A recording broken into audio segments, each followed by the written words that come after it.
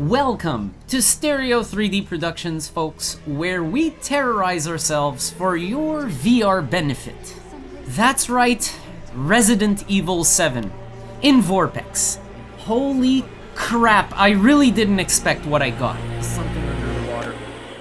There's something in the water. There's gonna be a jump scare. There's gonna be a jump scare. Fuck you, game. Fuck you in advance for the jump scare you're about to deliver to me. Fuck you in advance, fuck you in advance, fuck you in advance.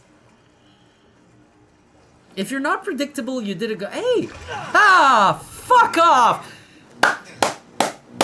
Fuck you! Now, before we get to our horrifying subject of the day, I must remind you that this VorpX tutorial series begins first and foremost with the VorpX Universal Guide.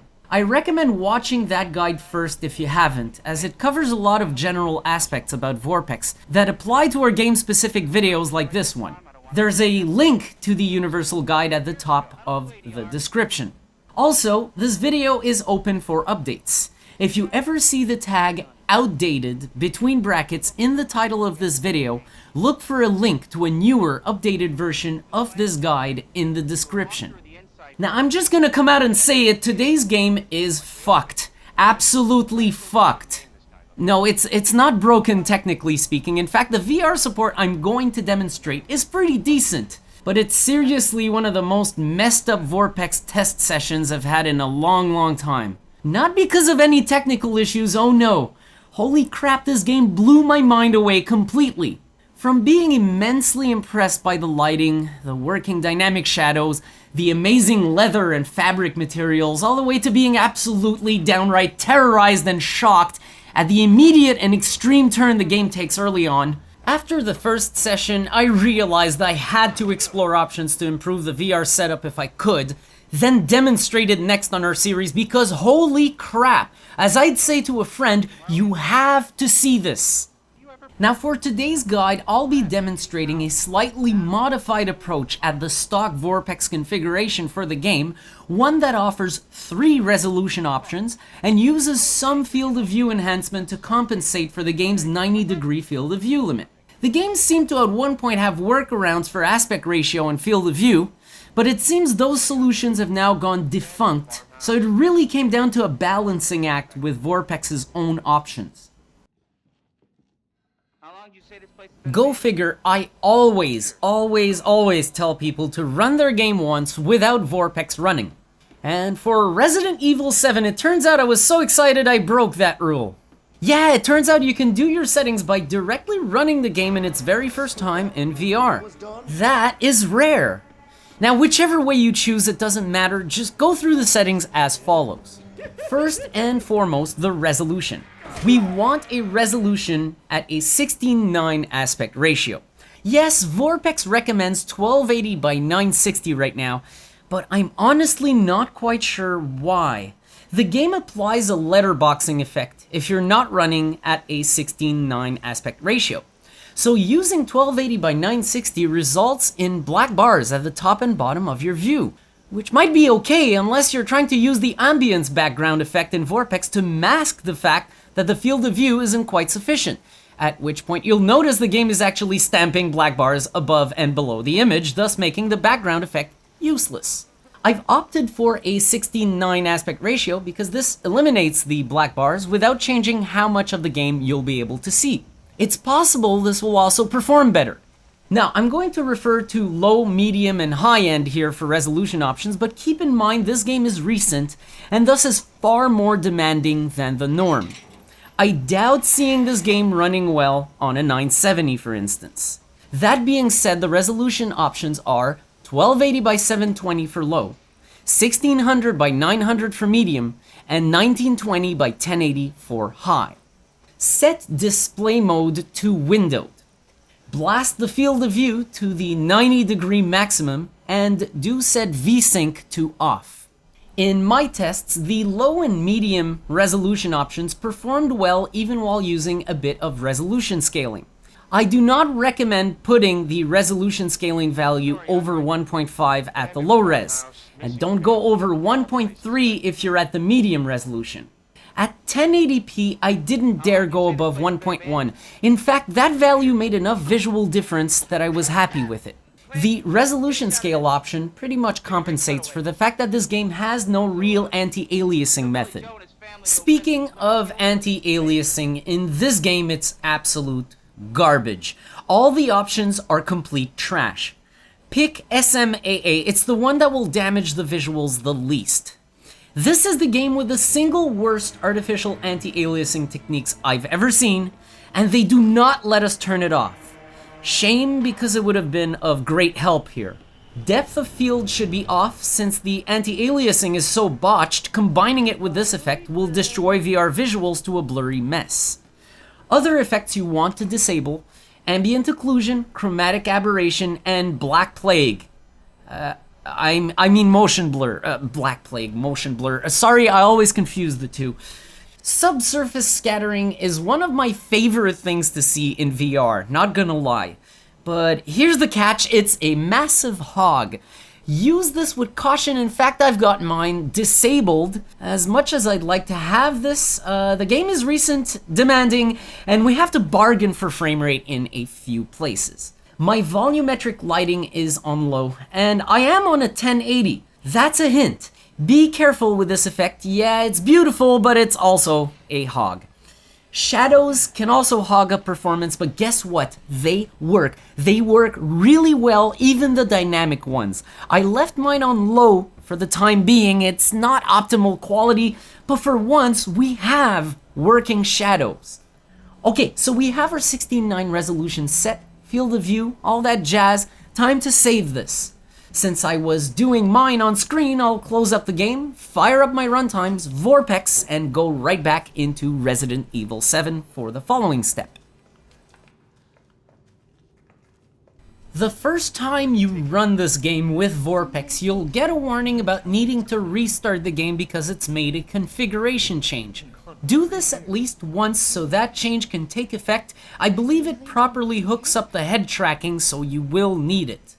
You can do your configuration from the start of the game next to the car, or even just reload a save and do the changes while you're in the initial room, which for me so far seems to be a safe haven. Press the delete key to bring up the VorpX HUD. Now before we proceed, you'll notice that the VorpX HUD causes the game to slow to a crawl. The menu will also respond slowly. There are two tricks to get around this. First, you can open the game's pause menu before bringing up the VorpX HUD. And secondly, you can simply let it be slow while you input your settings, save and close the heads-up display, and then Alt-Tab out and back into the game, which will resolve the issue. Alright, so we're aware of the slow issue. Let's go into those settings. Under Main Settings, set 3D Reconstruction to Geometry 3D if it isn't already. Set 3D Separation Strength to 0.7. The default setting of 1.0 is way too high and makes the world and characters look dwarfed. Set 3D Field of View Enhancement to 1.1. Yes, this is pretty high. This game recently had methods and workarounds for forcing the field of view, but a recent patch disabled most of these tricks. What's good is that in this game's case, the culling caused by the field of view enhance feature is barely noticeable. Unlike, for example, Layers of Fear, which has noticeable flickering, Resident Evil 7 seems to handle this field of view boost much more gracefully. I'm also putting this value higher than the default of 0.8.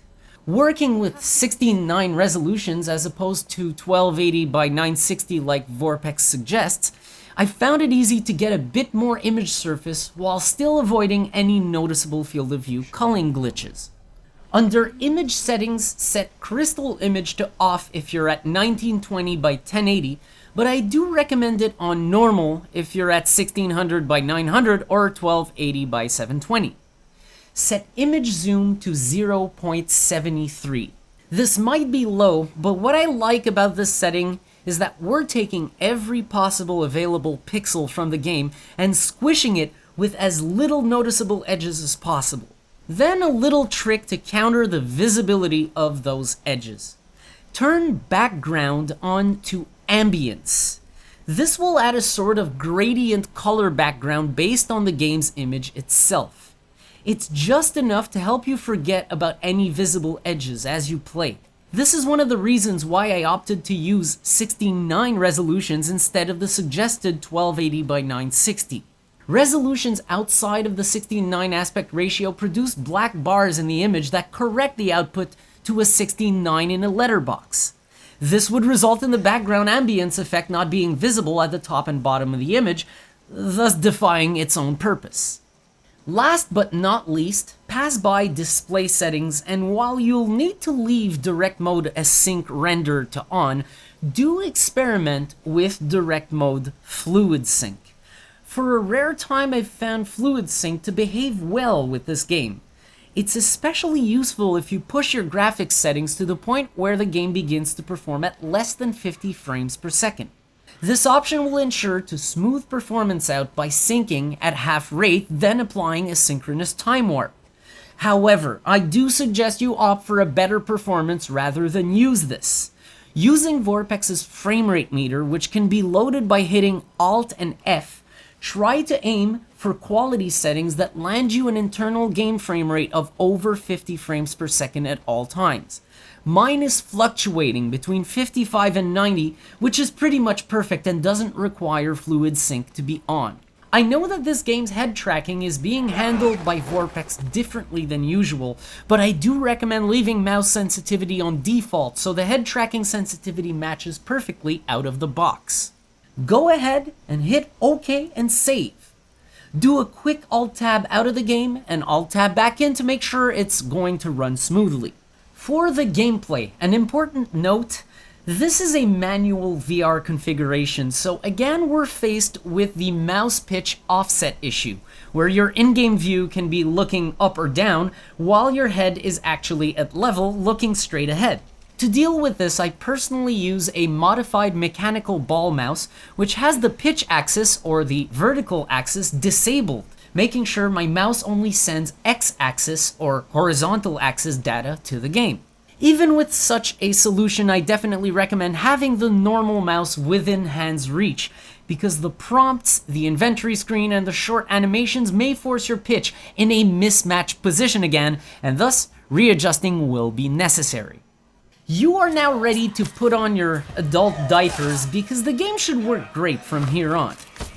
Jokes aside, I did encounter one major issue, and I'm not sure if you will too, so I'll just share my solution, so keep watching, we're not quite done. This did not happen to me on a consistent basis. I seem to have found a really obscure Steam bug. There it goes. Look at cancer. Look at the cancer of mankind go. This is the biggest joke I've ever seen. This thing is designed to be cancer. During one of my sessions, the Steam screenshot feature went absolutely haywire, taking screenshots on a loop the whole time I played. This only seemed to be happening if I was using SteamVR. Eventually, because of the screenshot loop feature, Steam would crash and that would take the game down with it. It could have been a bug during the May 2017 double rollback fiasco, I'm not sure. But if this happens to you, find this folder in Windows Explorer. I'll show the name on the screen. In there, you'll find a folder called 418370. Go ahead and deny all write permissions to all Windows users on the 418370 folder. Steam will then finally stop acting like a pre-alpha piece of garbage.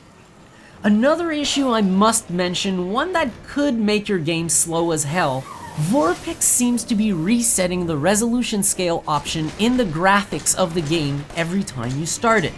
It sets a value of 1.3, which can be too high if you're running at 1920 by 1080. Make sure to enter the graphics option at the title screen of the game before each play session to verify and/or correct this. The graphics options menu on the title screen is hard to see in VR. Closing your left eye to see the right side options is very much advised, but it's better than the pause menu options, which simply won't be usable at all in VR. On a side note, go ahead and ignore the few warnings VorpX will give at the game's start, as we are using a custom configuration and we don't need to worry about those. I hesitated buying this game because I'm not gonna lie, I hate Resident Evil. Crippled movement speed and controls and low ammo is not the kind of thing that makes a game scary to me. It just pisses me off, and it seems to be a centerpiece of this franchise. Now, granted, this time around, from the very little I had seen, I was hopeful that Resident Evil 7 would at least take a more classic horror approach to things, at least based on the videos and trailers. So I made the move, bought and installed the game, and began a new session, at that moment with the stock VorpX setting.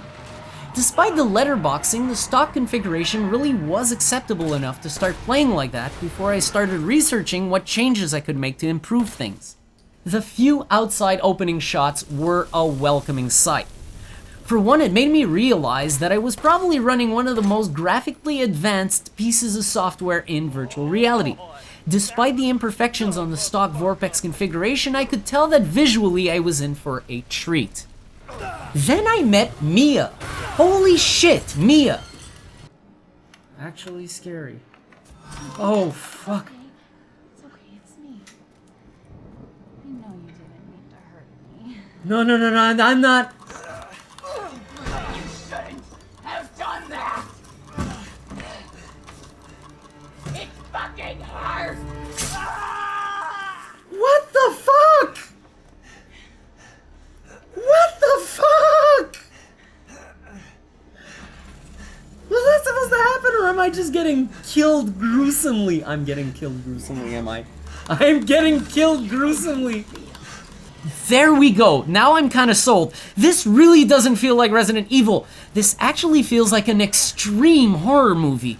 Holy shit, does Mia put you in your place, almost single-handedly telling you what this game is all about. What the fuck is this? Eat it. It's good. What am I doing? What is this? What is this? Why am I... What is this? I don't know what this is. I don't know you. Leave me alone. No. Oh, yuck. Oh, what the fuck? That legit looks disgusting. I'm gonna vomit. Okay, no. He's not eating it, Jack! He's not eating it! Get the hell up, Marguerite! For him! Get the hell out of here! You're a son of a bitch! Oh, Yo, what the fuck? Yo, I don't want to eat that. Stop making me eat that shit. What the fuck? Stop! What the horse shit? Then though, then what the fuck? How do I say this? I'm in Texas Chainsaw Massacre. I am stuck inside that world that's all around me and I'm the captive. This is freaking awesome! It's so terrifying, I can honestly equate this to driving a car upwards of 250 miles an hour, but without the actual deadly consequence. This is very much a type of horror I've been specifically craving for VR, and it looks like for the most part I can now fully enjoy it. The little issues are easy to get past, and the game is quite frankly well above anything I'd have expected, even after seeing videos and trailers. My only worry, the style of gameplay raises the rate of attrition through the freaking roof. After about 3 hours of this insane shit, you begin to lose focus and start dragging your feet, making huge mistakes and repeating things far too many times. It'll grind down your nerves quickly until you can get used to it. If you can even get used to this kind of crazy. I've adjusted to extreme paces like those of Alien Isolation, but I still have not found my groove in Resident Evil 7. It tenses the living crap out of me, and you know, VR can bring so much situational awareness advantage as you want. If you're in the process of losing your shit, situational awareness is kind of irrelevant. In this case, VR isn't an enhancement, it's a curse. It's a way to enjoy that horror far more intimately and be legitimately terrified as you are closed away from the outside world. Now, it's time to get to this game's vScore. The vScore is a rating system created to evaluate how well a game can be run in VorpX. The score is on a scale of 100 points and is based on 9 criteria, 8 that yield points and 1 that is a penalty value. The criteria are: first, the fixed points values, where a game is given all or nothing for each category. Acceptable 3D method. This is worth 30 points because if we can't have depth perception, we cannot have virtual reality. Next in is proper geometry 3D, which is worth 15 points because it brings a game to life by providing the only authentic stereoscopic 3D method. Resident Evil works in amazing geometry 3D, and in addition, some effects that usually cause trouble work in this game perfectly. All points for those 2 items. Proper head tracking. Head tracking that goes all over the place is no fun, so this is worth 15 points. This is another manual VR game that really isn't too bad on head tracking, provided you manage your pitch level somehow. 15 points here. Second, the variable criteria, where the amount of points can be adjusted for each item. Sufficient field of view. A game really needs some means for forcing the field of view, and because of the various ways we can achieve this, some more effective and some less, this is worth up to 15 points. Resident Evil 7 uses a lot of 3D field of view enhancement with VorpX, which we know is not perfect. In this case, however, the issues are minimal. There's almost no culling in sight, and the graphical issues introduced by the feature are little to none. 8 points for this category. Proper 3D hands and weapons. This has over time become a nice to have for third-party VR, as it's quite rare, but gets a game up to 5 points for having it right. Look at this, the scale is nearly perfect on the weapon and hands. But what's this? What's this there? Oh god damn it, why does it have to be a smeared outline around the hands like that? Really, this is yet another testament to how rare good hand models are with VR injection. However, this is nowhere near as bad as others we've seen, so 3 points for those. Proper shadows and graphics. Good shadows are hard to come by in VR, especially dynamic ones, so a game can gain up to 5 points on those. Okay, putting aside the gun layer issue, wow!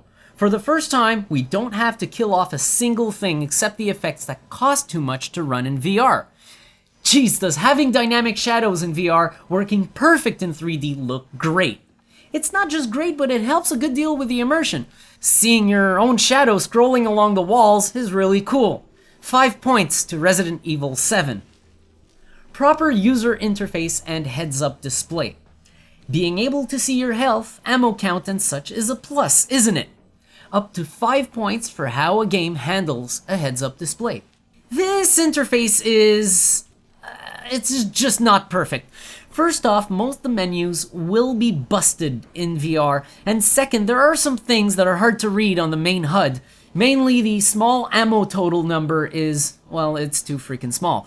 3 points here because all in all, the game will likely not rely too much on in-game displays. Direct VR bonus. Direct VR makes the process of setting up a game much easier and often delivers perfect head tracking. Based on how a game supports it, it can get up to 10 points in bonus. Now, believe it or not, I hesitated here. I wanted to give the game a small bonus. No, it doesn't support Direct VR, but the thing it does automatically to your configuration file, I've never seen that feature before and it's pretty cool. I would obviously eventually see that as being a component of the ultimate Direct VR package. However, I won't break any rules with the score. No Direct VR bonus because we really don't get those advantages in Resident Evil 7. Last, the penalty. The penalty criteria exists to offset a game's score due to glitches and or major issues. Up to 10 points can be withdrawn. This anti-aliasing is really painful. Things look so great in this game, I encourage everyone to try and find out how to turn that crap off. I know the configuration file likes to rewrite itself with this game, so removing it there might not work, but I do hope we eventually see, for example, flawless widescreen support this game and have a few extra tweaks of the sort built into it in addition to field of view expansion. I'm going to take away one point, because for fuck's sake, Capcom, if we want to turn off a non-critical effect, we should be able to. Especially when it's a set of useless, terrible artificial anti-aliasing features. Resident Evil 7 yields a pretty good vScore of 78. Not the highest we've seen, not even for a manual VR setup, but given the context of why the score is in this range, the game really does deliver some excellent VR. I'd say good enough for those who've bought Resident Evil 7 on the PC, own a headset, and are dying for the PC VR version. You really don't have to wait, and I really don't think it's that big of a spoil to play it this way in VR before official support comes out. In fact, I'm so afraid the gamepad cancer affects the official Resident Evil 7 VR for the PC, it'll probably do motion controllers, but for seated VR, they're going to remove mouse and keyboard and require X-input gamepads like I've seen so many times before. The gamepad shit is getting old. Having this option will definitely remain valuable to me if that's the case. I'm probably going to post some gameplay of this amazing horror shitfest, as it definitely is something I'll want to have record of, even for myself. I've already featured a few clips of my first reactions in this very video, and I'm sure I'll have more of those along the way. I really hope the game keeps up the tension. Alright, we're done, folks. Thanks for watching yet another VorpX game tutorial. I, by the way, won't be responsible for any various bodily fluids and or solids you need to clean up after playing this game. Enter at your own risk. You've been watching Stereo 3D Productions, and I shall see you next time.